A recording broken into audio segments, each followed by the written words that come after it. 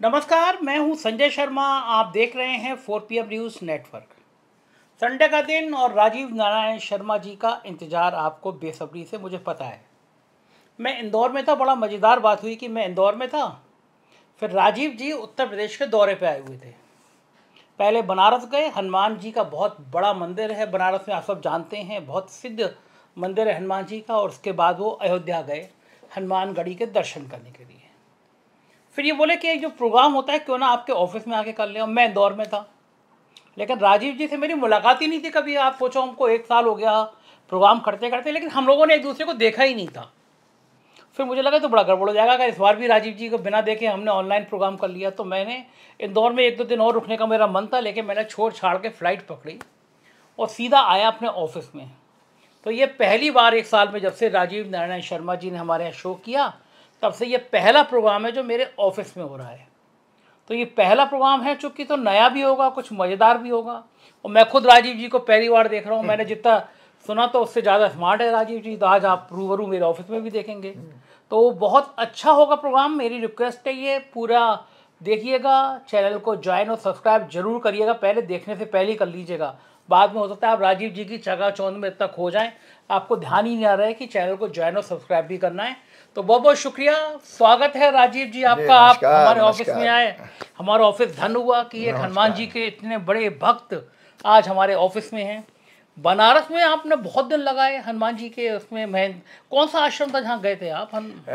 संजय जी, मैं गया था संकट मोचन हनुमान जी के मंदिर में, जो कि बहुत हमारे भारत ही नहीं विश्व के बहुत प्रतिष्ठित एंड सिद्ध स्थानों में से हनुमान जी का एक है। और ये तुलसीदास जी ने इसकी स्थापना करी। मतलब जो ये विग्रह है, मतलब ये मूर्ति किसी ने बनाई नहीं है हनुमान जी की। ये हनुमान जी ने तुलसीदास जी को दर्शन दिए थे इस फॉर्म में। तो वो मंदिर तुलसीदास जी का, मतलब तुलसीदास भी 17वीं शताब्दी में हुए हैं, तो कितने 17th सेंचुरी का ये मंदिर है। अच्छा। तो हाँ, तो ये मैं दर्शकों को आपके बताना चाहता हूँ कि मैं इस मंदिर के दर्शन करने क्यों आया। जब लोकसभा की एक भविष्यवाणी, जिसमें आपने देखा गोदी मीडिया और एग्जिट पोल वालों ने कितना बढ़ा चढ़ा के, और हमारे मोदी जी और उनकी एंटायर भाजपा जो 400+ का नारा दे रही थी, एक अजीब सा डिप्रेशन का एक माहौल देश में हो चुका था। और उसमें हनुमान जी ने हमारी, हम सब लोगों की रक्षा की। जो परिणाम आया, जो मैंने बातें कही थी, वो सत्य जब सिद्ध हुई, तो मेरी एक नैतिक जिम्मेदारी थी कि मैं हनुमान जी को थैंक्स बोलने जाऊं। तो ये हनुमान जी की थैंक्स गिविंग विजिट थी हनुमान जी के लिए। तो 2 तीर्थ मैंने दिल्ली में चलने से पहले प्लान कर लिए थे कि उत्तर भारत के ही नहीं, देश के 2 तीर्थों के मुझे हनुमान जी को दर्शन करने हैं। एक संकट मोचन हनुमान जी का मंदिर और दूसरा ये हनुमानगढ़ी। एक्चुअली हनुमानगढ़ी बेसिकली आपको दर्शकों को आपको पता होगा कि दर्शक ये जानते हैं कि राम जी जो है साकेत धाम जब जा रहे थे, तो हनुमान जी को ही रोक करके गए थे। बाकी तो राम जी ने शरीर त्याग दिया था। तो हनुमान जी को उन्होंने रोका था कि भाई आप अयोध्या के राजा हो और आपको ही अयोध्या चलानी है। तो इसीलिए गढ़ी मतलब गढ़ कहते हैं किला। तो इसलिए हनुमान जी वहाँ पर प्रतिष्ठित बहुत बड़ा सिद्ध स्थान है। मच बेटर देन रामलला की जन्मभूमि के स्थान से। कारण यह है कि राम जी तो शरीर ही त्याग दिया था, उनको आप बाल रूप में पूज रहे, लेकिन हनुमान जी तो जीवित हैं। तो कौन सा हुआ, आप जो आदमी संसार छोड़ के चला गया उसको बड़ा कहोगे कि जो जीवित है उसको बड़ा कहोगे? तो वो जीवित स्थान है हनुमान जी को माना जाता है कि वो जीवित हैं, अभी भी जीवित। हाँ, हमारे अष्ट चिरंजीव भी हैं, तो उसमें 8 चिरंजीवी ये भी हैं। कितना अयोध्या के नाम पे याद आया, कितना खराब बोल देते हैं। आपने जब मंदिर की वो स्थापना हो रही थी, तो आपने कहा कि ये बड़ा अशुभ काल में अधूरे मंदिर का निर्माण हो रहा है। जब तक पताका नहीं फैल जाए मंदिर पे, तब तक मंदिर बनना नहीं चाहिए। बहुत अशुभ हो रहा है, जो पुजारी है उनका बुरा होगा, पूजा करने वालों का बुरा होगा। और आज इतने योग पुजारी थे, लक्ष्मी जी नाम था उनका, और आज उनका निधन हो गया। मैं शौक, मुझे आपकी खबर याद आई कि आपने कहा था जो पुजारी होंगे, जो पूजा कर रहे होंगे, उनका हित होगा। आज मुझे किसी ने बताया कि जिन्होंने पूजा कराई थी उनकी डेथ हो गई। हाँ, और आप वहाँ पे, बिल्कुल आप ठीक कह रहे हैं कि मैंने अपने प्रोग्राम में ये कहा था दर्शकों की संजय जी, जो अशुभ काल में इन्होंने जो किया था, पता नहीं भगवान जाने इनके कौन मुहूर्त निकलवाते थे। इन्होंने चर लगन में लिया था। मैंने अक्सर ज्योतिष में 3 प्रकार के लगन बताए हैं, मूवेबल साइन, फिक्स साइन और डुअल साइन। तो मूवेबल साइन होते हैं हमारे 1, 4, 7, 10, मतलब मेष राशि, कर्क राशि, तुला राशि और मकर राशि, ये मूवेबल साइन है। और स्थिर लगन होता है 2, 5, 8, 11। वृषभ राशि, सिंह राशि, कुंभ राशि और वृश्चिक राशि। और डुअल साइन होता है 3, 6, 9, 12। मिथुन, कन्या, धनु और मीन। तो इन्होंने जो पूजा कराई थी, जाने किस पंडित जी से मिलवाए, उन पंडित जी से भी मुझे मिलने का मौका मिल गया वाराणसी में। अच्छा, जिन्होंने मुहूर्त निकाला था। गणेश्वर शास्त्री जी करके हैं, गणेश्वर शास्त्री द्रविड़ समथिंग लिखते हैं वो। तो उनका पिताजी बहुत विद्वान थे, लेकिन उनके बारे में भी मैं बहुत सारी जानकारी है दर्शकों को बताना चाहूँगा कि वो मुहूर्त जो निकाला गया था वो उन्होंने चर लगन में निकाला था। कैसे निकाल दिया? वो तो बहुत जानकार होंगे भाई। देखिए, मुझे शास्त्री जी ने, मैं दर्शकों आपको बताऊं, पूरे दुनिया के लोग मेरे को सुने कि शास्त्री जी की पीड़ा यदि शास्त्री जी राम जी की प्रतिष्ठा वाले प्रोग्राम के बाद फूट फूट करके रोए हैं, उनका बहुत अपमान हुआ है वहां पर, जिन्होंने ये मुहूर्त निकाला था। ये मुहूर्त निकाला है। और ये सब पक्की जानकारी बताऊं, बेचारे वो मीडिया में आके नहीं कह सकते, उनकी मजबूरी है। और उनके ऊपर जितने भी मुहूर्त निकाले गए थे, उनके शास्त्री जी की बिना मर्जी के प्रधानमंत्री कार्यालय से थोपे गए थे। दर्शकों, एक बहुत बड़ी चौंकाने वाली बात कर रहे हैं आप। हाँ, मतलब मुहूर्त उन्होंने नहीं निकाला था, उनसे लिखवाया गया है कि हमको इतने बजे मुहूर्त पर इतनी तारीख को ये प्रोग्राम करना है, पीएम की ये जिम्मेदारी है। मतलब आप आचार्य को डायरेक्ट कर रहे हो, डिक्टेट कर रहे हो टर्म्स। तेरी तो इसलिए वो उसका आचार्य की भावना क्या रहेगी? वो बेचारा तो प्रेशर में आके, मतलब एक सेकंड, बहुत बड़ा खुलासा कर रहे हैं। मतलब उनका कहना है कि प्रधानमंत्री कार्यालय ने कहा कि इस तारीख का मुहूर्त लिखकर दे दीजिए, हमें करना है, बस वो बेचारों ने कर दिया। और उसी व्यक्ति से इन्होंने शपथ ग्रहण समारोह भी, अब जो मोदी जी ने 9 जून को ली है, हाँ। वो भी उनको ऐसे कि मोदी जी को अपने शान शौकत लाइटें वाइटों में करना, फंक्शन पार्टी की तरह से करने की आदत है। उन्होंने तीनों मुहूर्त सूर्यास्त के बाद लिए हैं। तो ये उनसे जो है, दरअसल वो कहते हैं कि हमारा, जब मैंने उनसे पूछा, तर्क किया, क्योंकि मैं दर्शकों में बनारस होकर के आऊँ, 2 दिन का स्टे था मेरा, तो ये तर्क होता है कि भाई आपने ये कैसे निकाल दिया? शास्त्र तो इसके फंडामेंटल सिद्धांत तो ये हैं कि भाई स्थिर लगन में प्राण प्रतिष्ठा होनी चाहिए। भाई स्थिर लगन का मतलब है भगवान राम आए और हमारे साथ रहें। स्थिर का मतलब स्टेबिलिटी, तो स्टेबिलिटी तो हो ही नहीं सकती। तो वो कहने लगे मैं क्या करूं? अच्छा, लेकिन एक मैं बात क्या करूं? मुझे तो ऊपर से जो आदेश आता वो करना पड़ता। मुझे आज मोदी जी की पहली बार एक बात बहुत अच्छी लगी। आप पेशे से इंजीनियर थे, इंजीनियरिंग छोड़ के आप पूजा पाठ करने में आ गए, मुहूर्त निकालने लगे। अब मोदी जी दुनिया में कितनी धार्मिक बातें करें, लेकिन वो कुछ मानते नहीं है। उन्होंने कहा कि भैया मुझे लाइटों में रात में शपथ लेनी है, तो कोई लगन हो, पंडित जी का निकाल के दे दो, यही वाला मंदिर बनाना तो दे दो। तो यानी एक आदमी वैज्ञानिक पद्धति पे आ गया, उसने सब छोड़ दिया कि यह कोई बात नहीं होती है। और आप वैज्ञानिक थे, इंजीनियर थे, और आप अपनी जन्मपत्री पे आ गए। तो ये क्या मामला है? देखो, ये मामला है कि आपको, देखिए, हम दर्शकों को ये पता जानना चाहिए कि हमारे जितने भी ऋषि मुनि थे, ऋषि शब्द आता है अध्यापक के लिए, ये बहुत अच्छे टीचर भी थे और साइंटिस्ट भी उस जमाने के यही हुआ करते थे। उनका चिंतन बहुत पावरफुल था। जितनी भी रिसर्चेज हैं, मॉडर्न साइंस के लोग भी हैं, डीप चिंतन की अवस्था में जितने भी इन्वेंशन हुए हैं, आविष्कार हुए हैं, वो चिंतन की अवस्था में होते हैं। तो ये आइंस्टाइन ने भी मरने से पहले कहा था कि काश मैं भारतवर्ष में पैदा हुआ होता तो मैं यहाँ की आध्यात्म को जान पाता। तो हमारे ऋषि सारे आध्यात्मिक ऊर्जा से भरे हुए होते थे। मैं इसमें सौभाग्यशाली समझता हूँ, क्योंकि मैंने एबीपी न्यूज़ चैनल पर 26 दिसंबर 2019 को एक 4.5 घंटे का लाइव प्रोग्राम किया था। उसमें मेरे साथ 3 वैज्ञानिक थे और मेरे अलावा एक ज्योतिषी था। उसमें वैज्ञानिक जो है ज्योतिष को और हिंदू शास्त्रों को मतलब रगड़ने का कोशिश करते हैं, उनको डाउन दिखाने की कोशिश करते हैं।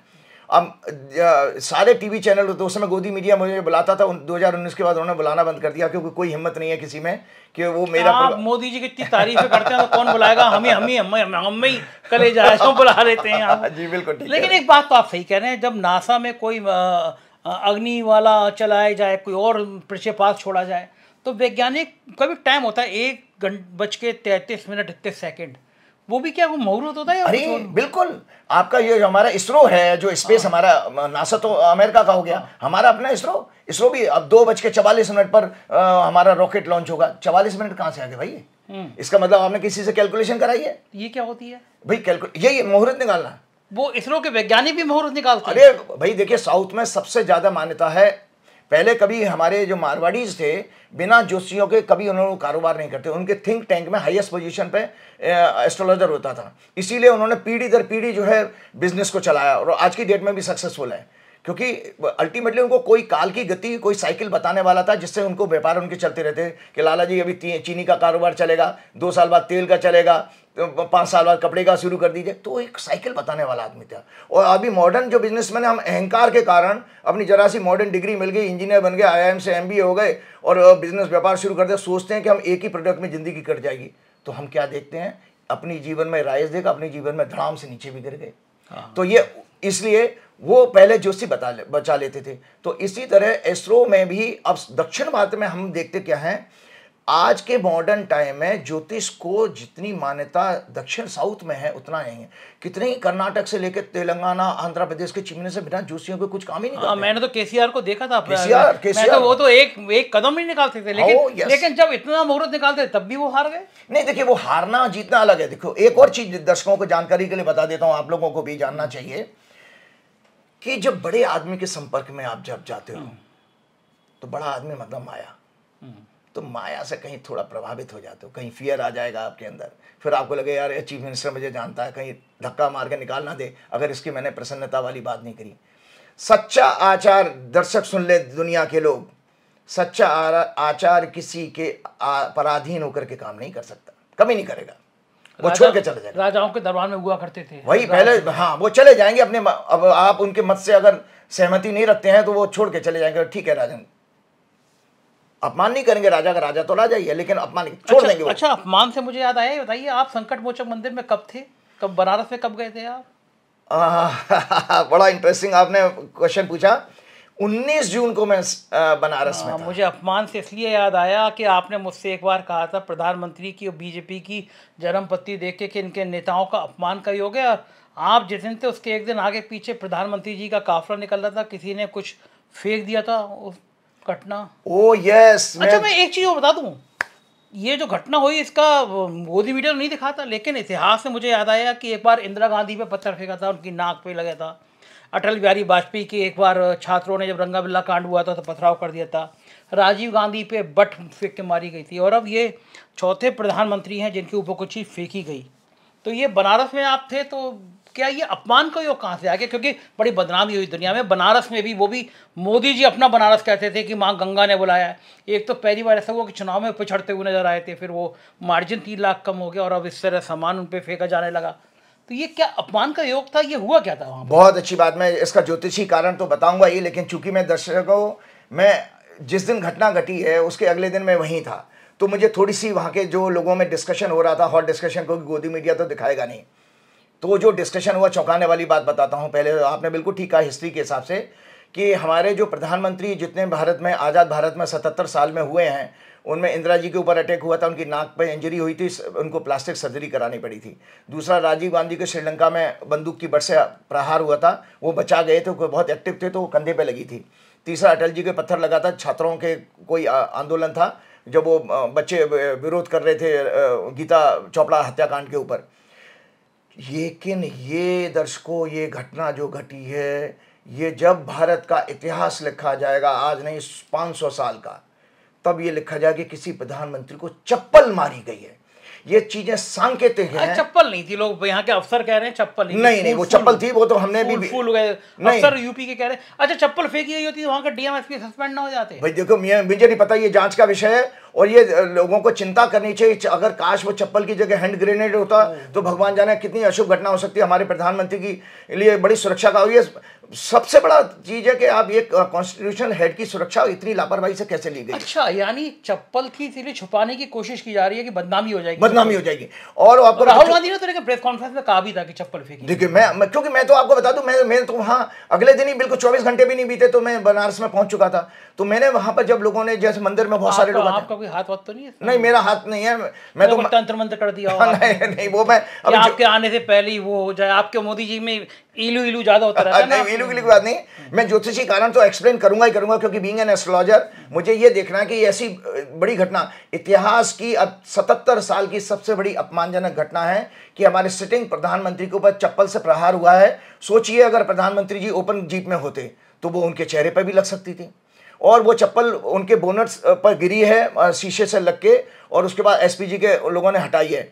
तो वो संपूर्णानंद जो बताया गया मुझे बनारस में, जब आपको पता है संकट मोचन मंच में हजारों लाखों लोग आते हैं, तो चर्चा हो रही थी। मैं सुन रहा था, मैं साधना कर रहा था, मेरे कानों में आवाज़ आ रही थी। उस समय लोग चर्चा कर रहे थे कि भाई मोदी जी के कल जो है 19 तारीख की बात है, तो वो कल बता रहे कि कल लगी है, तो उसमें बताया कि भाई चप्पल लगी और शीशे पर लगी, और उसको जो है जिस जगह से संपूर्णानंद विश्वविद्यालय है उस रोड से ये जा रहे थे, और जहाँ से निकली वो हिंदू इलाका था। कोई हिंदू जो उनका दफ्तर, में नाम नहीं लेना चाहूँगा दर्शकों, वो जो जिस जगह, कोई चीज़ तो ऐसी है जो आप डरते हैं कि मैं नाम नहीं लेना चाहूँगा। हाँ, आप कहाँ डरते हैं, किसका क्या कहना चाह रहे हैं, खुल के बोलिए ना। वही देखिए, वहाँ पर ये कह के संघ के लोगों का दफ्तर वगैरह था जहाँ से ये चप्पल की डायरेक्शन आई है। या तो भैया प्रशासन ने इस वजह से, क्योंकि ये खुल करके संघ और भाजपा का विरोध सामने आ जाएगा, लड़ाई इस लेवल तक, इतने नीचे लेवल तक जा चुकी है कि भाई आप प्रधानमंत्री अपने नेता को, जो वहाँ का सांसद भी है, उसको चप्पल से मारोगे क्या। तो ये बड़ी घटना थी, इसीलिए उसको दबा दिया गया। और आप उम्मीद करिए दर्शकों, अगर ये राहुल गांधी, अरविंद केजरीवाल या किसी के साथ हो, आपके महीनों तक ये न्यूज़ और अलग अलग एंगल से चप्पल दिखाई जाती कि इधर से आइए, राइट हैंड एंगल से ये कैमरा आ रहा है, ये आ रहा है, वो पूरा उसका छिचा लेतन करते, पूरी बदनामी कर देते। लेकिन यहाँ तो गोदी मीडिया ने तो अब मैं पहली बात सबसे पहले बताता हूँ कि इस हॉरोस्कोप को मैं दिखाता हूँ दर्शकों। ये हॉरोस्कोप है जो मोदी जी ने शपथ ली। इस शपथ जो ली थी, लगन मतलब होता हमारा व्यक्तित्व, उसमें 6, 8, 12 का कनेक्शन है। पिछले प्रोग्राम में भी कहा, उससे पिछले प्रोग्राम में भी मैंने कहा था 6, 8, 12 हमारे ज्योतिष के अनुसार संजय जी अपमान के घर कहे गए हैं कि भाई जो अपमान होता है किसी का, इवन मतलब हिंसक भी हो सकती है कोई घटना तो होगी, कि हमारे ज्योतिष में 12 घर हैं कुंडली के, 12 में से 3 घर संकट हैं। जो भी जीवन में नाना प्रकार के संकट वो 6वें भाव से, 8वें भाव से और 12वें भाव से देखे जाते हैं। 6वां भाव होता है ओपन झगड़े का, ओपन फाइट होती है, वो 6 हाउस से देखी जाती है। और 8वां घर होता है पीठ में छुरा भोंकने का, मतलब छद्म युद्ध जिसको कहते हैं, पीठ से छुरा भोंकना। और 12वां घर होता है अपमान का, जैसे किसी को चप्पल मार दो, किसी को थूक दो, और किसी को जेल में डलवा दो, उसको ह्यूमिलेट कर दो, जैसे अरविंद केजरीवाल को इन्होंने, आपकी सरकार ने कर रखा है कि एक चीफ मिनिस्टर को उठा के जेल में डाल दिया, हेमंत सोरेन को किया। ये अपमान की श्रेणी में आता है। तो इस कुंडली में चूंकि जो मैंने अभी दर्शकों, जो 9 जून को मोदी जी ने 7:23 पर सायंकाल अशुभ काल में जो शपथ ली थी, उसकी कुंडली मैंने आपको दिखाई है। अशुभ काल क्यों कहा आपने? अशुभ काल देखिए कि मैंने आपके पिछले सिद्धांत में भी बताया था, मैं किताब भी दिखाई थी, मुहूर्त चिंतामणि। हाँ। उसमें फंडामेंटल सिद्धांत दिए हैं कि राजा चूंकि सूर्य से देखा जाता है और सूर्यास्त के बाद राजा का शपथ नहीं होना चाहिए। अच्छा, ओके। तो सूर्योदय से पहले करना चाहिए था। अब वो वही बेचारे पंडित जी जो रो रहे थे, बोले मैं क्या करूं, वहां से पीएमओ से वो पीके मिश्रा, एक पीके का जिक्र मैंने दर्शकों किया था, वो एग्जिट पोल से पहले भी पीके मैंने हंस के कहा था उनका, वो पांडे जी पीके घूम रहे हैं। एक्चुअली वो पीके प्रशांत किशोर थे, तो वो पांडे जी की तो बेचारों की दुकान ही बंद करा दी आप लोगों ने। तो बहुत तो बल्कि उन्होंने तो कहीं हमने सुना था कि उन्होंने अब हाथ खड़े कर दिया कि मैं भविष्य में भविष्यवाणी नहीं करूंगा, वो छोड़ गए मैदान। अब यही हाल उनका, वो जो आपका प्रदीप गुप्ता है, यशवंत देशमुख, इन सबका यही होना, उनकी दुकान सब बंद है। तो ये जो घटना घटी, वहां पर भी प्रधानमंत्री कार्यालय में भी वहां पर भी एक पीके बैठे हुए हैं। प्रधानमंत्री कार्यालय भी एक आदमी पीके चला रहा है, ठीक है। तो वो वहां से मुहूर्त आ जाते हैं, वो अपने आप को प्रकांड पंडित समझते हैं। बेचारे शास्त्री जी ने निकाल दिया कि भाई मोदी जी को लाइटों में शपथ लेनी है। एक्चुअली वहाँ पे शाहरुख खान भी आ रहे थे, अक्षय कुमार थे, रवीना टंडन थी, तो ये दिन में कहाँ अच्छे लगते हैं। शाहरुख खान आया, मतलब लाइटें वाइटें उसके चेहरे पे हो, अक्षय कुमार आए, रवीना टंडन आए, दिन में यहाँ कहाँ ऐसे प्रोग्राम हो जाए। बहुत प्रधानमंत्री कार्यालय में सब दिखना चाहिए ना, ये चेहरे से। हाँ, वो तो बहुत अच्छी बात आपने कही कि मोदी जी को हमारे फिल्म स्टार से बहुत इंटरेस्ट है। और जब ये गुजरात के चीफ मिनिस्टर थे, क्योंकि मोदी जी का ये शुक्र का चक्कर होगा, तो इनको फिल्मी हीरो हीरोइन बहुत पसंद है। एक बार तो कोई मैंने दिख रहा था सेल्फी, कितनी हीरोइनों के साथ में मोदी जी बिल्कुल कृष्ण की तरह से गोपिकाओं से घिरे पड़े थे, वो ले रहे थे। वो वैसे भी रूप का लियाकत, तो अंजना ओम कश्यप, इन लोगों को इम्पोर्टेंट इंटरव्यू देते हैं मोदी जी। ये बड़ी कंट्रोवर्सी ये भी हो गई थी कि जो CDS हैं, तीनों सेनाओं के चीफ, वो 5वीं लॉन में बैठे थे। शाहरुख खान, अक्षय कुमार, बहुत ह्यूमिलेशन है। हमारे सेना अध्यक्ष जो कि हमारे फ्रंट रो में होने चाहिए, उनको पीछे बैठा करके ये, और एक्टर्स को एक बहुत अच्छी चौंकाने वाली बात करता हूँ। हालांकि अमिताभ बच्चन जी, मुझे माफ़ कीजिएगा, आप मेरे आइडोल हैं। मैं बचपन में आपकी पिक्चरें देख करके मुझे आप बहुत अच्छे लगते थे, लेकिन घटना आज आपको शेयर करता हूँ।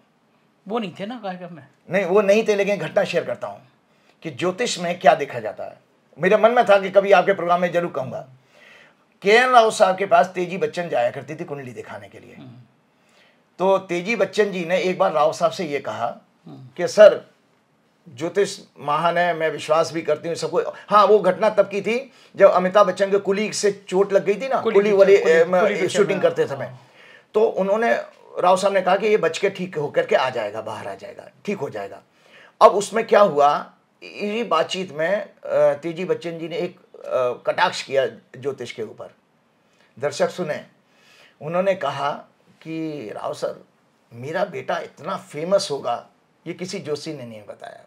तो वो मतलब प्रश्न चिन्ह लगा दिया एस्ट्रोलॉजी के ऊपर उन्होंने। तो राव साहब ने एक गहरी सांस ली और ये कहा, देखो मैडम, ज्योतिष जो है परा विद्या है। परा और अपरा विद्या, दो तरह की विद्या होती हैं। परा विद्या ब्रह्म विद्या, मतलब जो स्पिरिचुअल साइंस है वो परा विद्या कही जाती है। और अपरा विद्या जितने हम मॉडर्न सब्जेक्ट्स हैं, इंजीनियर बने, डॉक्टर बने, चार्टर्ड अकाउंटेंट बने, पत्रकार बने, जिससे आपकी जीविका चलती है संसार की, वो हमारी अपरा विद्या में आती है। तो दोनों का कॉम्बिनेशन है। जब आप किसी ज्योतिषी के पास जाते हो कि मेरी नौकरी कब लगेगी, मेरे बच्चे कब होंगे, मैं कितना पैसा बना लूंगा, तो ये आपके अपरा विद्या के सब्जेक्ट हैं। और जब आप किसी ज्योतिषी से पूछते हो कि भाई मुझे भक्ति मिलेगी नहीं मिलेगी, मैं तीर्थ स्थान दर्शन कर पाऊंगा कि नहीं कर पाऊंगा, तो अपरा विद्या के सब्जेक्ट हो गए, क्योंकि ईश्वर को खोज रहे हो ना आप। तो उसमें जब राव साहब ने कहा धीरे से गहरी सांस लेते हुए, मैडम ज्योतिष परा विद्या भी है। तो पूर्व काल में ये जो मनोरंजन में जो लोग होते थे उनको सम्मान से नहीं देखा जाता था उस प्रोफेशन को, क्योंकि उसमें जो ज्योतिष की किताबें धर्मशास्त्रों में उसके लिए वर्ड इस्तेमाल हुए हैं। जैसे कॉमेडियन होता है तो कॉमेडियन के लिए विदूषक शब्द इस्तेमाल किया गया है। इसी तरह से जो नाचने गाने वाले होते हैं उनको नट या भांड इस तरह के शब्द कहते हैं। तो उनको वो जो कलाकार होते थे वो एक्चुअली में वो कलाकार वहाँ पे जो माना गया, जो राजा महाराजा अपने दरबार में रखते थे, वो शिल्पीकार के लिए कहा गया है, पेंटर के लिए कहा गया है, और जो आर्किटेक्ट होते उनके लिए कहा गया है। वो थोड़े से रेस्पेक्टेड प्रोफेशन थे। लेकिन जो मनोरंजन करके राजा का, जैसे राजा डी स्ट्रेस करना चाहता है अपने आप को, दरबार की प्रोसीडिंग से थक गया है लोग दरबारी, तो उनके मनोरंजन के लिए वो नृत्यकाएँ बुलवा ली जाती थी। जैसे इंद्र देवता हमारे नचाते रहते हैं अप्सराओं को, तो इंद्र देवता बेचारे ऐसे भोगी विलासता वाले नहीं है, या दर्शकों को मना कि हमारा धर्मशास्त्रों का कुछ गलत चित्रण कर दिया गया है। इंद्र जरूर है कि हाँ शौकीन है, हमारे मोदी जी की तरह से कपड़े बदलने के भी शौकीन रहे होंगे इंद्र, लेकिन वो उनकी अप्सराएं नाचती हैं, वो बेसिकली इसलिए होता था कि दरबार के तनाव को दूर करने के लिए उस जमाने में रहता होगा कि वो डिस्ट्रेस करते। आप अपने भगवानों को बचा लेते हैं। जब भगवानों के बारे में ना कृष्ण जी कपड़े उठा के भाग जाते हैं तो भी आप तर्क दे देते हैं, इंद्र जी अप्सराओं को नचा रहे हैं तो भी आप तर्क दे देते हैं, लेकिन भगवान के चरित्र में ये सब चीजें थोड़ा गड़बड़ तो लगती है। नहीं, हाँ, देखो वो हमारा अमिताभ बच्चन वाली बात बता रहे हैं। हाँ, तो अमिताभ बच्चन, तो वो उन्होंने कहा कि भाई मैडम, चूंकि हमारे यहाँ ज्योतिष में उसमें नट का शब्द आता है, तो जो प्रोफेशन बहुत रेस्पेक्टेड नहीं था। ज्योतिष तो उस तरह की बात करेगी, जब ज्योतिष की किताबें लिखी गई हमारे, तो उन्होंने इसीलिए शायद आपके बेटे को महान प्रोफेशन वाला नहीं बताया था, ये रीज़न रहा होगा। तो वैसे तो वो बहुत फेमस हैं, तो वो बात सच है, उनकी राव साहब की बात से मैं सहमत हूँ एग्जैक्टली। अब ये कलयुग है तो कलयुग में वो प्रोफेशन आपके अच्छे माने जाएंगे। अगर आप डॉन हैं तो बहुत अच्छे माने जाएंगे। आप हमारे मोदी जी, अमित शाह जी की तरह से सरकारें गिरा दो, एमएलए खरीद करके और तोड़ दो, किसी की पार्टी तोड़ दो, उसका सिंबल छीन लो, तो आज की डेट में कहोगा वाह वाह वाह वाह मोदी जी हमारे बहुत महान है, मोदी जी बहुत स्ट्रांग है, तो हम उसको जश्न मनाते हैं। अंधभक्त भी कहेंगे जो मोदी जी के अब जो है आगे कोई नहीं टिक सकता। तो हम हर जो अनैतिक कार्य हैं उसको हम सुप्रीमेसी देते हैं। कलयुग है ना, घोर कलयुग है। तो ये काम था। एक दर्शकों को जानकारी बता देता हूं, अपार्ट फ्रॉम मैंने ओथ के वजह से एक संगठा चक्र दिखाया था। मैंने दर्शकों पिछले प्रोग्राम में भी आप लोगों को ये शेयर किया था। ये मैथमेटिकल एनालिसिस होती है कि कभी कभी उन कुंडली में हमें कोई घटना ना दिखाई दे, जैसे कोई हमें उसमें अरेस्ट नहीं दिख रहा, तो हमें ये पूर्व काल में ये मैथमेटिकल पोजीशन है, इससे भी हम पता लगा लेते थे कि कोई दुर्घटना या अशुभ समाचार। क्योंकि जैसे देखिए, मैंने संजय जी आपके प्रोग्राम में कहा भी था कि अशुभ समय पे लिया, तो लगातार आप देखिए जिस समय मोदी जी शपथ ले रहे थे उसी समय जम्मू कश्मीर में 5-6 सैनिक मर गए थे। 11 दिन हो गए, उसके बाद में तीर्थ यात्रियों पे हमला हुआ, फिर 2-3 दिन आतंकी घटनाएं हुई, रेल घटना हो गई, और फिर नीट के छात्र, लाखों छात्र हैं सड़क पर हैं। एक के बाद एक ऐसी घटना, एक भी घटना ऐसी नहीं हुई है कि जहां पर शुभ शांति। समाचार हो रहे हैं। 10-11 दिन हुए और 10-11 दिन में ऐसा लग रहा है पहले आ गई, क्योंकि रोज एक बुरी घटना आ जाती है। और कितने वो क्या नाम है, लू से, हीट से, और आप देखें ना दर्शकों, क्योंकि बिल्कुल तापमान कम नहीं होने, मैंने अपनी याददाश्त में अपनी बचपन से लेकर अभी तक मेमोरी में इतने लंबे स्पेल का मैंने समर नहीं देखा है। और लंबे स्पेल का ही नहीं है, बल्कि आप घर में नहीं निकल सकते, 24-24 घंटे एसी चलाना पड़ता है। ये 10-11 दिन में ऐसा लग रहा है बिल्कुल पूरा हिंदुस्तान हिल गया हो। हाँ, तो वो मैं इसमें दर्शकों को बताना चाहता हूँ, इससे भी आने वाला समय में। तो इसमें ये देखिए दर्शक कि मंगल जो है राहु से पीड़ित हो रहा है इस चक्र के अनुसार। अब ये मंगल 12 जुलाई को इधर आ जाएगा वृषभ राशि में, तो ये शनि से पीड़ित होगा। तो दर्शकों मैं आपको बताता हूँ, जितना समय अभी तक हमने मोदी जी के शपथ के बाद देखा है, 12 जुलाई से और अत्यंत अशुभ, बहुत ही क्राइम वाला, बहुत ही हिंसक वारदातों का 45 दिन का योग आ रहा है। अरे बाप रे, 12 जुलाई से शुरू होगा। 12 जुलाई से शुरू होगा, और इसमें बहुत जबरदस्त लेवल की वायलेंस दिखाई दे रही है। और वो वायलेंस इसमें मैंने देखा था, क्योंकि मंगल वृषभ राशि में आ रहा है, तो भारत की कुंडली में लगन में जाएगा। तो लगन में जो भारत की कुंडली में दिखाता हूँ, भारत की कुंडली है, तो लगन में जो जाएगा क्या नाम है, वो लगन में जाकर के दरअसल ये दर्शक देख लें, ये भारत की कुंडली है, इंडिया की चार्ट। इसमें मंगल यहाँ पर आ रहा है, यहाँ से चौथी दृष्टि चौथे घर पे जा रही है। तो चौथी दृष्टि मतलब चौथा घर होता है हमारे डोमेस्टिक हैप्पीनेस का, शांति, सुख शांति। तो गृह युद्ध जैसी स्थिति आ रही है। ओ तेरी। और वो गृह युद्ध जैसी स्थिति कैसी आ रही है कि जिसमें ये बच्चों का जो आंदोलन है, जिसमें कंपटीशन, क्योंकि मैंने बीजेपी की कुंडली आप लोगों को दिखाई थी कि बीजेपी के चार्ट में भी जो है ये बीजेपी की चार्ट है, कि बीजेपी के चार्ट में मैंने दिखाया था दर्शकों। आप आज मैं सारा होमवर्क करके आया हूँ, संजय जी की ऑफिस में आया, लेकिन मेरी ये मेरी पुस्तिका साथ चलती है कि ये देखिए बीजेपी की कुंडली में ये 5वां घर होता है शिक्षा का। 5वें घर से हमारी एजुकेशन देखी जाती है, और शिक्षा का सिग्निफिकेट है, 2 ग्रह माने गए हैं, बुध और बृहस्पति। तो बृहस्पति इसमें पीड़ित है, और दर्शक देख लें इसमें बुध भी पीड़ित है। तो बुध और बृहस्पति पीड़ित होने के कारण इनकी कुंडली में आता है कि बीजेपी के जितने भी ये काल में 2014 से जो आए हैं, इसमें भाजपा के लोग लिप्त होने चाहिए ज्योतिष के अनुसार। मेरा कोई द्वेष नहीं है, द्वेष के कारण नहीं कह रहा हूं। किस चीज में लिप्त होने चाहिए? ये जो पेपर लीक कांड में, अच्छा। और एजुकेशन में, व्यापार करने में, अनैतिक कार्य करने में, और हाँ, और पैसा भ्रष्टाचार, उसका पैसा लेकर के एडमिशन दिलवाने, जितने भी नाना प्रकार के एजुकेशन सेक्टर से अनैतिक कार्य हो सकते हैं, वो भाजपा की कुंडली में योग है। इसीलिए आप देख रहे हैं कि किसी को कोई पकड़ा नहीं गया, क्योंकि सबके लिंक सब सत्ता से हो, तो पुलिस वाले कैसे उनके ऊपर हाथ डाल देंगे। तो बिहार से लेकर के आपने देखा नहीं वो कैसे वो पार्षद थी, कौन थी वो। और इसके अलावा 5वां घर संतान का भी होता है, और एक चूंकि 5वें घर में तुला राशि आती है, इसीलिए बीजेपी की कुंडली ये दिखाती है, जो मैंने आपको दिखाई है, उसमें सेक्स रिलेटेड, मतलब कन्या लेडीज के साथ औरतों के बलात्कार, उनका अपमान, जैसे महिला पहलवानों के साथ हुआ, और सेंगर जी का आपने कांड देखा ही, और जितने भी जो, और अपने रमन्ना वाला जो, मतलब आप देख रहे हैं कि बीजेपी से लिंक क्यों है लोगों का, क्योंकि कुंडली में वो योग है कि ये इनके हॉरोस्कोप में इस तरह के काम है कि महिलाओं के साथ भी अनैतिक संबंध, अनैतिक जो उनके अपराध हैं वो जरूर बढ़ेंगे इनकी कुंडली में। और इतना ही नहीं, तो ये, और इनका मैं एक और चीज बता दूं, तो चूंकि बृहस्पति धर्म का प्रतीक है, जो हमारा सनातन धर्म है बृहस्पति से देखा जाता है, तो शास्त्र का सिद्धांत है कि अगर सनातन धर्म का कारक पीड़ित हो तो उसमें भी छलावा है। मतलब मुखौटा कुछ होगा, मुखौटा तो राम जी का तिलक लगा है, लेकिन अंदर जो है मुंह में राम, बगल में छुलीबारी बात चलेगी। वही आपके चंपतराय जैसे जमीन भी बेच लेंगे। आप देख रहे हैं दर्शक के अयोध्या में, मैं संजय जी एक और चीज बता, दूसरा तीर्थ मैंने अयोध्या का देखा। तो अयोध्या का देखा तो मैंने वहां देखा, मैं आपको बता रहा हूं प्रैक्टिकली इतना बुरा हाल किसी सिटी का मैं नहीं देख सकता कि उसमें मेरे जैसा व्यक्ति, जब यो खुद उत्तर प्रदेश का रहने वाला है, मैं भटक गया। और मेरे साथ अगर जानकार लोग नहीं होते, कि किसी बड़े अधिकारी ने मेरा वीआईपी दर्शन का अरेंजमेंट कराया था, और बहुत अच्छे दर्शन हुआ, उसको मैं बाद में अभी डिस्कस भी करूंगा। तो मैं भटक गया, जब कहाँ पर बैरिकेड लगा दें आपको नहीं पता।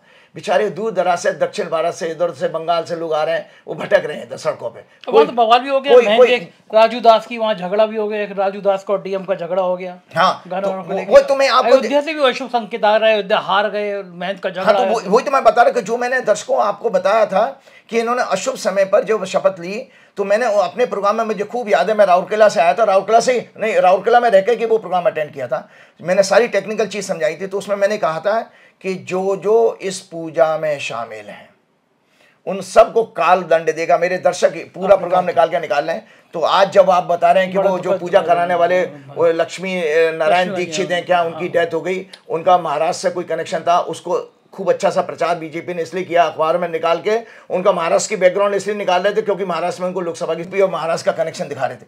तो सब फ्रॉड है। लेकिन आने वाले टाइम में एक और चीज़ है कि भाई दर्शकों, हमने जब मुझे वहाँ पता लगा कि ये जो चप्पल वाली घटना क्यों घटी, तो उसमें मेरे को दर्शकों में बताता हूँ, बनारस में मोदी जी के खिलाफ बहुत बड़ा रोष है। और उन्होंने मुझसे आग्रह किया था, जब मुझे दर्शक मिले संकट मोचन हनुमान में, देखिए आचार्य जी हम आपको बहुत देखते हैं और हमें बहुत अच्छा लगता है कि आप धर्म संस्कृति की बात भी करते हैं, ज्योतिष की भी बात करते हैं, और आपको देख करके हमको लगता है कि भाई सच्चा सनातन धर्म का कोई अगर टॉर्च बियरर होना चाहिए तो आप जैसा होना चाहिए। तो उन्होंने कहा कि आप हमारी पीड़ा जरूर 4 PM पे डिस्कस कीजिएगा।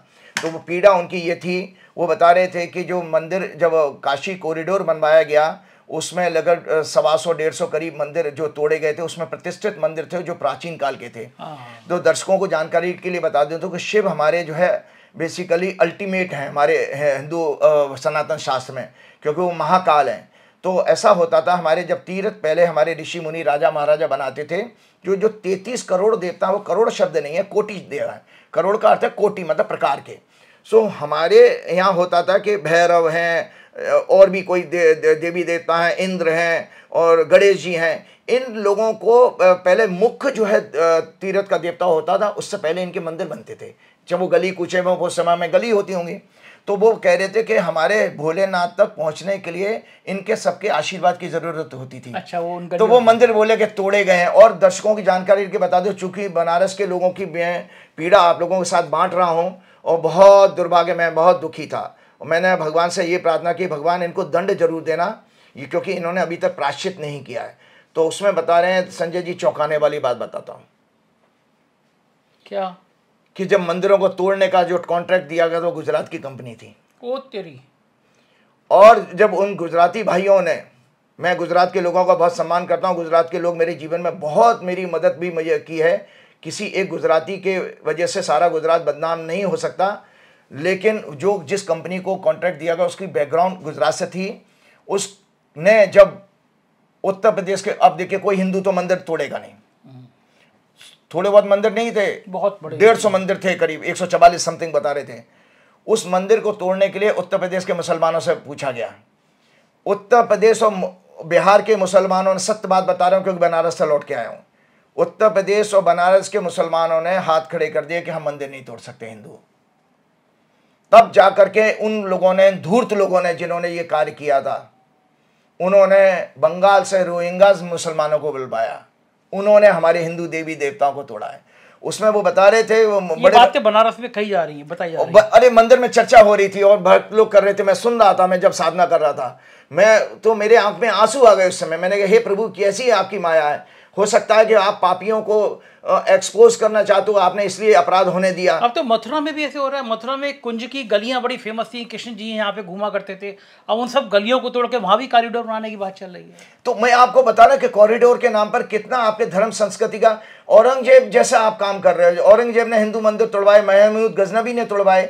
आपके अपने, जब आपके आज़ाद भारत है उसमें आपके हिंदू लोग ही आपके साथ ये दुराचार अत्याचार कर रहे हैं। ये शर्मनाक है, भगवान इनको जरूर दंड देगा। और ये निश्चित रूप के मान के चलिए, हनुमान जी हमारे चेतन देवता हैं, उनकी जब गदा पड़ेगी तो सिवा मौत के अलावा और कुछ नहीं मिलने वाला है। तो वो बता रहे रोहिंग्यास मुसलमानों ने वो मंदिर तोड़े हैं, और बोले तोड़े ही नहीं है, उन मूर्तियों को जो सैकड़ों हजारों साल पुरानी थी, गणेश जी की, 3 गणेश जी के नाम लिए थे, जैसे एक 3 के दर्शन में करके आया, अर्क देवता हैं और कोई ऐसे चंद्र गणेश, अर्क गणेश ऐसे नाम दिए। अर्क कहते हैं सूर्य को, सूर्य का नाम है। तो इसी तरह से वो उनके देवी देवताओं के गणेश जी के सिम्बलाइज करके मूर्तियां थी, तो वो तोड़ी गई हैं, और तोड़ करके उसका चूरा बना करके उस पर लोग पैरों से उन्होंने कूदा है, खांदा है। मतलब इतनी दुर्भाग्य। और इसीलिए मैं आपको बताता हूँ कि मैंने रात को 11:30 पौने 12 बजे काशी विश्वनाथ के दर्शन भी किए थे, भैरव जी के भी दर्शन रात को ही करके आया था, क्योंकि मैं रहा तो संकट मोचन हनुमान मंदिर में। हनुमान जी की ऐसी कृपा भक्तों मेरे पास रही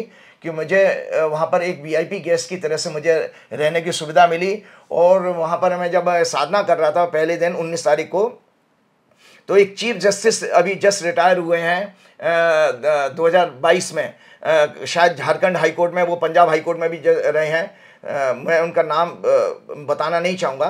वो बड़ी खूबसूरत पर्सनैलिटी थी। वो मेरे लिए, मेरे से बात करने के लिए 2 घंटे तक रहे हैं उस मंदिर प्रांगण में। और उन्होंने पहले आते से, जब मैं साधना शुरू कर रहा था, तो उन्होंने कहा मैंने आपको 4 PM पे देखा है, आप आचार्य राजीव है ना? मैंने कहा जी। बोले मैं आपका प्रोग्राम सुनता हूँ। तो मैंने उनसे कहा, मैंने सर मैं साधना ख़त्म कर लूँ फिर मैं आपसे बात करूँगा। तो मैंने लगभग मुझे 2.5 घंटे लगे और ऐसी अनुभूति हुई संजय जी, मैं शब्द में नहीं कह सकता। जब मेरे बराबर में डमरू बज रहे थे, हम तो वही भोलेनाथ की नगरी है, बड़े बड़े डमरू से जब आरती हो रही थी, संध्या आरती, मैंने शाम के ये प्रसंग का सुना रहा हूँ, इतने तेज डीफनिंग साउंड, मेरे कान फट जाएंगे, लेकिन मैं ऐसा लग रहा था मेरे हृदय में ऐसी वाइब्रेशन हो रही कि मैं साक्षात ब्रह्मलोक चला गया हूँ। ऐसी अनुभूति, इतना आनंद मुझे आया कि जैसे मुझे 100 करोड़ सैकड़ों करोड़ रुपए का सुख मिल सकता किसी आदमी को, मुझे उसमें भक्ति रस आया। मैंने, अरे प्रभु, मेरा क्या सा जन्म, पिछले जन्म का कौन सा पुण्य जागृत हुआ जो मुझे इस फॉर्म में आपके दर्शन हुए हैं। तो मैंने जम के प्रार्थना की। तो मैं आपको बता रहा हूँ, वहाँ पर ही ये सारी बातचीतें हो रही थी कि किस तरह से बेचारे हम रूठ गए। तो बोले हम रोष किस पे दिखाएं, किस पे गुस्सा दिखाएं। तो इसीलिए उन्होंने कहा कि जिसने भी चप्पल मारी है मोदी जी के, वो बेसिकली इसलिए नहीं मारी है, वो इसलिए मारी है कि तुमने हमारे हिंदू मंदिरों को तोड़ा है। और उसी का ये बोले कि ये प्रतिक्रिया है। और आप ये सोचिए कि हमारे, और जो मोदी जी की सीटें, वोटिंग कम हुई है, मतलब उनकी जो डिफीट जो हुई है, गलत बोल गया मैं, उनकी जो विक्ट्री हुई है वो बहुत कम मार्जिन से हुई है। उसमें भी वो लोग दबी जवान से ये कर रहे थे। प्रशासन ने पूरी एक टांग पे खड़े होकर रात भर मेहनत की है, साइकिलों पे जाने क्या क्या पहुंचाया गया भगवान जाने, वो सब जांच के विषय हैं कि मोदी जी को जबरदस्ती जिताया गया है। वरना मोदी जी काशी कॉरिडोर के पास वाले बूथ में हार गए थे, सिटी में मोदी जी हारे हैं। और आप बता रहे थे पिछले प्रोग्राम में कि 4-5 राउंड में तो वो पीछे हारे थे। तो उन्होंने ये कहा कि ये सब 2019 के बाद पहला मौका था मोदी जी से बदला लेने का। तो इसलिए 2 घटना घटी कि मोदी जी व्यक्तिगत रूप से हारे और पूरे उत्तर प्रदेश में उनका इतना खराब परफॉर्मेंस रहा। और मोदी जी की राजनीतिक यात्रा का सबसे खराब परफॉर्मेंस है 2001 से शुरू हुई, 23 वर्ष की उनकी पॉलिटिकल जर्नी है कि जहां पर हंग रिजल्ट उनको पहली बार मिले हैं। उनके सिटिंग 96 MP हारे, उनके 25 मंत्री हारे, प्लस आज मोदी जी जिस भाजपा को दिखा रहे हैं वो भगोड़ों की भाजपा है। बड़ी बड़ी निगाह लगी हुई है कि अब ये जो सत्र होगा कि इसमें स्पीकर भी चुना जाना है और हंगामा होगा, क्योंकि पहली बार इतना ताकत से विपक्ष आएगा। तो इसका आपने निकाला है कुछ कि क्या? जी बिल्कुल बिल्कुल दर्शकों, ऐसा है कि हम लोगों को पता होना चाहिए कि हमारी पार्लियामेंट की प्रोसीडिंग 11 बजे शुरू होती है। तो हमने क्या किया कि 24 जून को 11 बजे की एक कुंडली बना ली। ये सिंह लगन की कुंडली बनती है। इसमें सिंह लगन की कुंडली में, अच्छा, ये सिंह लगन की कुंडली है, दर्शक देख लें। तो सिंह लगन की कुंडली 11 बजे बनती है, जिसमें सिंह, जुपिटर बृहस्पति आपके 10वें घर में आते हैं, शनि 7वें घर में है, चंद्रमा आपके 6वें घर में है, 8वें घर में राहु और क्या नाम है दूसरे घर में केतु हो गया, 11वें भाव में शुक्र, सूर्य और बुध हैं, और 9वें घर में मार्स है। अच्छा, हाँ ठीक है। इसमें ये उत्तराषाढ़ा नक्षत्र में शुरू होता है और इसमें राहु और मंगल की क्लोज डिग्री हैं। तो इसका मायने क्या है कि इस सत्र में चूंकि हम लगन से सत्ता पक्ष देखते हैं और 7वें घर से विपक्ष देखते हैं, चूंकि शनि अपनी राशि में है, तो इसका मतलब है इस सदन को जो 24 तारीख से शुरू हो रहा है, इसके अंदर विपक्ष जो है रूल करेगा इस सदन को। प्रोसीडिंग की भविष्यवाणी है कि विपक्ष डोमिनेट करेगा और सत्ता पक्ष डिफेंसिव होगी, पीछे हटेगी। एक चीज और इसमें मैंने देखी, क्योंकि मंगल कुछ दिनों के बाद, 2-3 हफ्ते के बाद बदल रहा है, इसमें शनि से मंगल पीड़ित हो रहा है, 9वां घर। तो 9वां घर होता है बेसिकली हमारे जज का। तो पार्लियामेंट के अंदर जज कौन होता है? स्पीकर। ठीक, इस पर शनि की दृष्टि जा रही है। और इसमें क्या है, शनि इस कुंडली का 6वें घर का लॉर्ड भी है, झगड़ा। तो मैं आज आपको संकेत दे देता हूं कि इसमें विपक्ष मजबूत होगा। स्पीकर पद के लिए झगड़ा, इलेक्शन का योग बन रहा है, यानी सहमति नहीं दिखाई दे रही है स्पीकर को लेकर इसमें। तो इस सदन की यह भविष्यवाणी है कि जितने प्रयास कर ले भाजपा, कहीं ना कहीं स्पीकर के इलेक्शन के लिए कोई प्रॉब्लम आने वाली है, जो कि सहमति ना बने, और जिसमें अगर कंप्रोमाइज करना पड़ेगा तो सत्ता पक्ष कंप्रोमाइज करेगी। जैसे उनका अपना प्लानिंग है कि मेरा ये आदमी स्पीकर बन जाए, तो इस तरह की कोई रुकावट अड़चन इनके आने वाली है इस सदन में। अच्छा। हाँ, मतलब इसमें जो न्यायाधीश बनेगा सदन का, क्योंकि स्पीकर चुन जाएगा तो पूरे 5 साल तक वही रहेगा, उसके लिए संकट है, उस पोजीशन के लिए, उस पद के लिए संकट है। अच्छा, स्पीकर हमेशा 5 साल जब तक ही सरकार जब तक रहेगा, तो मतलब यह है कि वो सत्ता पक्ष के मन मुताबिक स्पीकर नहीं होगा कि उसको कौन बैंड बजाएगा, विपक्ष बजा रहा है, क्योंकि शनि उसको देख रहे हैं। अच्छा, ये आएगा। अच्छा, एक चीज़ और बताइए, अरविंद केजरीवाल का क्या चल रहा है? वो उनकी जमानत हुई, कैंसिल हुई, फिर लोअर कोर्ट से हुई, हाई कोर्ट ने रोक दी, उनका गिरह क्या चल रहा है? देखो दर्शकों, ये अरविंद केजरीवाल की हॉरोस्कोप है। अरविंद केजरीवाल का 16 अगस्त 1968 को जन्म हुआ था। सुबह का 7:34:30 मैंने टाइम करेक्ट किया। सिवानी करके हरियाणा में जगह है। तो दर्शकों, आपको जानकारी होनी चाहिए, वो संजय जी कब उनकी 15 मई को बेल हुई थी। तो वो दर्शकों, मैं अपने प्रोग्राम में कहा भी था कि ब्रह्मांड की कोई शक्ति नहीं रोक सकती उस बेल को। और आप पार्टी के लोग तो झूम रहे थे मेरा नाम लेके, अरविंद जी ने भी आपको नाम लिया था। तो मैं बता देता हूं कि उस समय ये बात मैंने क्यों कही थी, क्योंकि बृहस्पति वृषभ राशि में 23 अप्रैल को एंटर कर चुके थे। तो हमारा एक ज्योतिष का फंडामेंटल सिद्धांत है, चौथा घर होता है घर के सुख का। इंसान जेल में तो घर जैसे सुख नहीं मिल सकते, जहाँ जितना मर्जी सादा खाना हो, लेकिन आप अपनी मर्जी की स्वतंत्रता भी नहीं होती। तो फ्रीडम और जो होती है अपनी अपने रहने की, वो चौथे घर से देखी जाती है। और 10वां घर होता है वर्किंग का। मान लीजिए आप चीफ मिनिस्टर हैं, लेकिन जेल में तो चीफ मिनिस्टर वाला काम तो नहीं कर पा रहे, आप दफ्तर नहीं जा पा रहे, आप फाइलें नहीं साइन कर पा रहे। तो 2 हाउस पीड़ित हो जाते हैं जब जेल कोई जाता है। उसका कर्म भी छूटेगा, जो उसका प्रोफेशन है। दूसरा जो है आपका जो है घर का सुख छूट जाएगा, वो तकिए, वो गद्दे, वो एसी, वो कुछ नहीं मिलेगा। तो अरविंद केजरीवाल की, मैं दर्शकों आज बताना चाहता हूं कि अरविंद केजरीवाल की बेल, इंटरिम बेल हुई 3 हफ्ते की। और वो क्यों नहीं एक्सटेंड हुई, उस टेक्निकलिटी को भी आज एक्सप्लेन करूंगा, क्योंकि बीच में कुछ लोगों ने कहा था कि राजीव जी, मैंने कहा था कि भी अरविंद केजरीवाल का सुख वापस आ रहा है और ये कंटिन्यू करेगी इनकी बेल। तो उसमें कहीं छोटी सी उनको चूक जो हुई थी उन लोगों को, वो उन लोगों ने कंसल्ट भी मुझे किया था, मैं नाम किसी का नहीं ले सकता।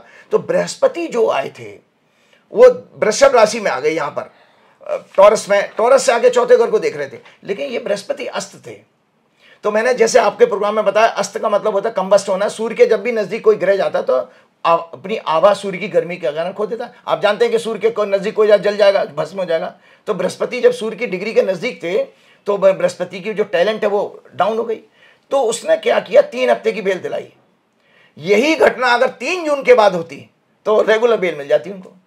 अब वो घटना घटी है, बृहस्पति उदय हुए हैं 3 जून को और अरविंद केजरीवाल 15 मई को रिलीज हो गए। तो 1 जून को तो वो 3 जून से पहले ही वो चलेगा फिर वापस जेल में। काश 2 दिन बाद अगर उनको एक्सटेंडेशन होता तो फिर जाते ही नहीं। दूसरी बात इसमें कमी ये आई थी कि इनकी कुंडली में इनका लग्नेश जो सूर्य है, इस लगन का स्वामी 10वें घर से गोचर कर रहा था। तो मैंने ये कहा था कि सूर्य लग्नेश 10वें भाव में जा रहा था, राजयोग दिख रहा है, तो बंदा फिर कष्ट में कैसे रह सकता है। लेकिन उसमें सूर्य ने दिला दी बेल, लेकिन उसमें भी एक कमी हो गई, क्योंकि इनकी कुंडली में सूर्य 12वें घर में, 12वां घर जेल का होता है। तो सूर्य ने भी आंशिक सफलता दिखा दी इसमें। काश सूर्य अगर इनके 10वें घर में, वो 12वें घर में नहीं होता तो भी इसको कोई ताकत नहीं थी कि जेल में डाल देती दोबारा। इन चीजों को ज्योतिषी जब देख लेते हैं तो ये आपको पता ही है, मैंने हर प्रोग्राम में आपको कहा कि भाई ज्योतिष जो है बेसिकली एक काउंसलिंग की साइंस है। राजा महाराज के राजगुरु, तो अब क्या होगा इनका भविष्य क्या है? वही मैं बता रहा हूं 2 मिनट में, कि राजा महाराजा के गाइडेंस में चलते थे तो वो काम उनके सफल हो जाते थे। तो मेरे को जब इन्होंने, आप पार्टी वालों ने संपर्क किया कि, तो मैंने इनसे कहा था कि भाई आप 23 या 24 कोई केस डाल दीजिए दोबारा, रिव्यू पिटीशन है रिलीफ के लिए।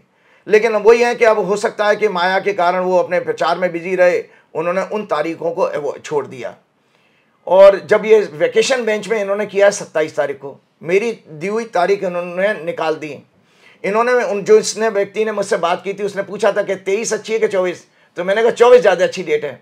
तो इंटरेस्टिंग बात दर्शकों आपको साथ शेयर कर रहा हूँ कि जब 27 तारीख को जिस वैकेशन बेंच में सुप्रीम कोर्ट की ये मैटर जब गया तो उसने केवल एक ही प्रश्न उठाया कि भाई 24 तारीख को जो बेंच बैठी थी उसने तो आपको बेल दी थी संजीव खन्ना की, तो आप वहाँ क्यों नहीं गए। तो मैं हंसने लगा कि देखो मेरी तारीख पर तो वो जज भी कमेंट कर रहा है कि तुम 24 को जाना चाहिए था। तो काश 24 को जाते तो अरविंद केजरीवाल को बेल मिल जाती, जेल नहीं जाते। अब वो इसीलिए मैं आप लोगों को बताता हूं कि अगर आप आचार्य की बातों को वर्ड बाय वर्ड फॉलो करेंगे तो रिलीफ आती है। अब आगे की घटना के अभी जो 2 दिन पहले बेल हुई थी, फिर हाईकोर्ट में पहुंच गए, वो स्टे करा दिया उन्होंने। तो उसमें वीकनेस क्यों हुई है? उस वीकनेस की कारण बता देता हूं कि 10वें घर का स्वामी कि अरविंद केजरीवाल जब तक अपने चीफ मिनिस्टर की फाइल साइन नहीं कर सकते, जब तक 10वां घर स्ट्रांग ना हो। तो 10वें से इनके अभी भी अस्त्र चल रहे हैं। 28 जून को शुक्र उदय होने जा रहा है। अरविंद केजरीवाल, मैंने इनके एक बड़े नेता को कह भी दिया था कि अरविंद केजरीवाल को कोई ताकत 10 जुलाई के आगे रख नहीं पाएगी जेल में। अच्छा, 10 जुलाई से पहले बाहर आ जाएंगे हम तो हमारे लिए तो यह है कि अरविंद केजरीवाल के लिए शुभ समाचार का योग 28 जून से ही बन रहा है। 28 जून से 10 जुलाई के बीच में। ओ यस, क्या बात है। आज आप दफ्तर में आए, मजा आ गया आपसे बात करके। लेकिन आज आपको साक्षात में हनुमान जी की स्तुति करते हुए देखूंगा। वो हाँ, स्तुति से एक सेकंड और लेना चाहूंगा। दर्शकों, लोग कहते हैं कि भक्त की मतलब हमने शास्त्रों में पढ़ा है कि भगवान अपने से भी ऊंचा दर्जा दे देते हैं भक्त को। मेरी जिंदगी में मैं पहली बार अयोध्या गया था, पहली बार, कभी नहीं गया हूं, और इतने वीआईपी दर्शन होंगे ये मैंने कभी कल्पना नहीं की थी। दोनों जगह पे हनुमान, मेरी साधना थी। मैंने आप लोगों को बताया कि चुनावी भविष्यवाणी सफल होने के बाद मुझे हनुमान जी के चरणों में माथा टेक करके उनसे आशीर्वाद लेना था कि प्रभु आपने रक्षा की, देश की भी और मेरी भी रक्षा करी। क्योंकि भैया किसी ने कह दिया था कि 4 जून के बाद पंडित जी या तो पूजे जाएंगे या पीटेंगे, तो हमारा कोई बिगाड़ तो नहीं सकता। आपने कह दिया था कि भाई हंग पार्लियामेंट है। ठीक है, तो पूरा तो उसका भी कारण बता देता हूँ। एक कुंडली शेयर करता हूँ। एक इंपॉर्टेंट फाइंडिंग में रिसर्च है ये ज्योतिष की, मैं बता देता हूँ। ये देखिए, और इसमें एक बहुत अच्छा जवाब भी आप लोगों को मिल जाएगा। ये 1977 की कुंडली है। जब 1977 का आया था, 21 मार्च 1977 को परिणाम आए थे लोकसभा के। उस समय बृहस्पति, दर्शक देख सकते हैं, इस कुंडली को देखेंगे कि टॉरस राशि में था, वृषभ राशि में। जो भारत की कुंडली जो मैंने दिखाई थी उसका लगन है। और उसके बाद में ये 4 जून की कुंडली है, जब आपके इस साल के परिणाम आए हैं, इस साल के। इसमें भी बृहस्पति उसी राशि में था 1977 में। तो ये बात हमारी वहां पर, जब मैं महंत जी के साथ बैठा था और बहुत सारे बनारस के उन्होंने विद्वान बुलवाए थे मेरे से परिचय कराने के लिए, जो संकट मोचन, बड़ा उनसा प्रेम मुझे मिला। और मेरा बड़ा अच्छा व्यक्तित्व थे, बड़े टेक्निकल हैं वो, शायद IIT में प्रोफेसर भी हैं, इंजीनियरिंग बैकग्राउंड से हैं महंत जी। तो उन लोगों के बीच में मैं चर्चा कर रहा था, विद्वानों को बता रहा था कि देखो कितनी अच्छी साइंस रिसर्च है कि जब एक ग्रह जिस राशि में आता है, 77 में उसने एक सत्ता को, अहंकार तोड़ा और मिलीजुली सरकार बना दी। और अभी भी आप देखिए प्रैक्टिकली अहंकार तोड़ा और मिलीजुली सरकार बनाई है। मोदी की सरकार तो नहीं है ये। अब इसमें मोदी जी को और सीटें कम हो सकती थी कि काश ये बृहस्पति उस समय जब चुनाव हुए उदय होता। तो बृहस्पति, वही लॉजिक लगा रहा हूं कि चूंकि वो अस्त थे, 15 वाट का काम कर रहे थे, इसीलिए 240 दिला दी। अगर बृहस्पति उदय होते, बृहस्पति विवेक का कारक है। जब और लगन से गोचर करने का मतलब है देश की जनता का विवेक जागृत होना कि ये आदमी ढोंगी है, ये आदमी ने हमारे रोजगार छीन लिए हैं, इस आदमी ने हमें भिखारी बना दिया है, 5 किलो अनाज पर टिका दिया है, इस आदमी ने हमारी महिलाओं के साथ दुराचार बढ़ने दिया और अपने लोगों को दंड नहीं देता है। तो ये जितने नाना प्रकार के विषय जो बने थे, जिसके कारण जनता जो है विपरीत मतदान किया है, काश बृहस्पति उदय होता तो ये मोदी जी की सीटें, इस मतलब भाड़ों वाली जो क्या ना भगोड़ों वाली जो भाजपा है, इसका हश्र जो है 150 से नीचे होता। दूसरी बात जो अभी हम कह रहे थे, बस उसके बाद खत्म करूंगा, कि जो हनुमानगढ़ी के जब मैंने दर्शन किए तो हम भटक रहे थे, किसी एक सज्जन को लगा दिया था जो वहाँ का लोकल पॉलिटिकल लीडर था, वो भटक रहा था। इसी बीच में लखनऊ से किसी पुलिस ऑफिसर का फ़ोन गया वहाँ पर कि हमारे आचार्य जी वहाँ पर दर्शन के लिए आ रहे हैं। तो वहाँ के CEO को चला गया। CEO क्या होता है? क्षेत्राधिकारी होता है, मतलब जो अयोध्या का सिटी का जो थाने का इंचार्ज। तो साहब, उनका CEO साहब का मेरे पास मैसेज आ गया, आचार्य जी आप कहाँ हैं? मैं कोई सरकारी आदमी नहीं हूँ, एक साधारण सा व्यक्ति हूँ, अपने व्यापार बिजनेस सब छोड़ बैठा हूँ 2004 में ही। तो मेरे को कोई क्या VIP ट्रीटमेंट देगा, लेकिन भगवान की भक्ति की महिमा देखो। उधर मैं गेस्ट हाउस में रुकता हूँ, संकट मोचन के मंदिर में, हर जगह। और दूसरा यहाँ पर संजय जी प्रोटोकॉल देखिए, मैं जितने लोगों ने मेरी हनुमान जी की इस तीर्थ के दर्शन कराने में जो मदद की है, मैं सबके लिए हनुमान जी से प्रार्थना करता हूँ, भगवान उनके सबके दुख दूर करना, उनके सबको मेरी तरफ से आशीर्वाद भी और हनुमान जी का आशीर्वाद भी मिले। तो उसमें जब ये थानेदार का मेरे पास SHO का वो CO का जब फ़ोन आया कि आचार्य जी आप आइए हमारे पास, हम वेट कर रहे हैं, तो हम उनके घर गए, घर से ही वो ऑपरेट भी कर रहे हैं, जरा सी किसी गली में घुस के था, और वो फ्रंट में हमारा वेट कर रहे थे। तो पहले उन्होंने मुझसे कहा कि आप चाय पियेंगे कि दर्शन करेंगे, मैंने दर्शन पहले करेंगे। तो आप देखिए वो अपनी पुलिस की गाड़ी में बैठे SHO, जिस जगह पे हम चक्कर काट के यू टर्न मार के आगे, क्योंकि सब जगह बैरिकेड लगा, हम घुस नहीं पा रहे थे, हमें लगा कि आज दर्शन नहीं हो सकते। भाई साहब उस अयोध्या सिटी का थानेदार हमारे आगे गाड़ी में सायरन बजाता हुआ जा रहा है और मैं पीछे चल रहा हूं। मतलब प्रोटोकॉल देखिए कि थानेदार मेरे लिए प्रोटोकॉल बन गया, और वो मुझे ले जाके उन्होंने हनुमानगढ़ी में वो पीछे वाला रास्ता वहां से ले जाके दर्शन कराए।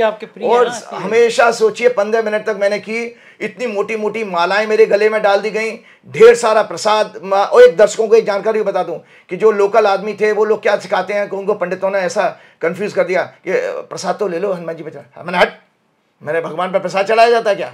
अरे भगवान से तो प्रसाद हमें चाहिए, भक्ति का, आशीर्वाद का। तो मैं नहीं लेके आया, लेकिन भगवान की कृपा देखो, इतना बड़ा टोकरा भर के लड्डू मिले वहां से। मैंने फूल भी नहीं खरीदे, मैं कभी नहीं खरीदता हूँ, जहाँ भी तीर्थ पे जाता हूँ मैंने कभी नहीं खरीदता हूँ।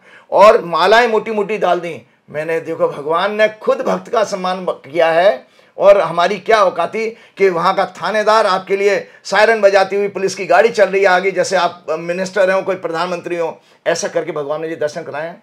और आपको जानकारी के लिए बता देता हूँ कि ये सब चीज़ें ये सिद्ध करती हैं कि अल्टीमेटली भक्ति जब विशुद्ध होती है, जिसमें विशुद्ध प्रेम होता है, तो भगवान की ऐसी ही कृपा मिलती है।